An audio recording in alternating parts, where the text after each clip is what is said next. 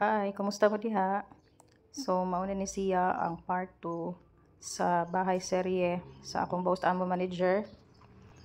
And sa nakita ninyo gahapon sa first video nga akong gi-upload, nag-clearing ang mga trabahante gahapon.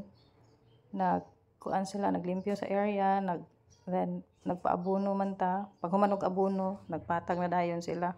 So karon sa kaning video ako ipakita ninyong nga nagkuan na sila dinhi, nag-scout na sila para sa haligi, no, nagbangag para sa pundasyon sa balay. So 12 ka haligi ang atong ipabarog ani na po kadagko og duha ka gagmay. So mao na ni siya guys, nakapa-deliver naman tag mga kabilya, marag numero 12 ug numero 16 ang kabilya nga gigamit ani para sa haligi. So naa diri nakita ninyo si Tatay Ben, mo ni team leader nila kung wala ang contractor. Nas tatay abtik pa kay nas tanan sa tatay pura buyag. So nagkabilyada si tatay, siya ra po yung master cutter ani. Humaniyag cutting, tabang rasa na siya pangabilyada diha. So naa diri guys, nako sa katrabahante nagsigig balhin-balhin aning mga plywood kay ilahan ang itabil-tabil kay pag start og trabaho ani good May, summer of last year, grabe diri kayo ang adlaw, perting inita.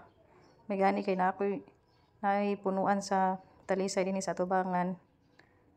Dako sa gay nagnatabang na nga kahoy diha kay naghatag sa naglandong sa mga panday nga dili kay sila ba buwad sa adlaw ba. So mao na siya. Ang akong istorya ani sa contractor namo guys ni Junior kay kaila ra man no. Akong gihangyo sa iyaha is lig-unon gid namo ang kuan, ang pundasyon sa balay, bahala og ari na bidapit sa interior nga part mag-budget no. Basta importante ang pundasyon lig-on.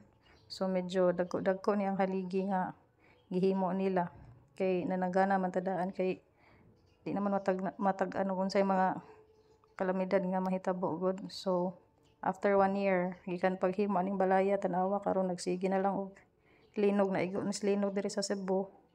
And hantod karon sige gihapon og aftershock. So nagpasalamat ano nga gipalig-una nato daan ang pundasyon sa balay. Although naa gihapon yung mga times nga nerbyuson gihapon ta labi nagmatay-og nang yuta kinsa gud tayo dili mahadlok og linog. So mo ni siya nagkuan sila ani nag-count, walang naiduha nag-count, walang tulo nagkabilyada. So ako ikatambag lang sa ninyo guys kung inani kani namin mga projects or magpahimo gani mo balay no. Kung naa lang gyud kwarta mas maayo gyud nga mamalit mo daan og materyales kay para dire-diretso ang trabaho ba, dili masayang ang oras sa mga panday. So lima ni sila kabuok guys ang trabahante. Isa ni si tatay mo ni team leader nila kung wala ang contractor. Dayon di apay duha nga nagkabilyada na sa duha ka buok nga all around ni sila guys, nagtinabangay ra ni sila silang trabaho.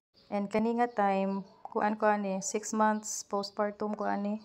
So moanhi ko og buntag, mo pauli ko inig ka udto kay breastfeeding dai ko sa akong anak guys ani nga kuan nga time.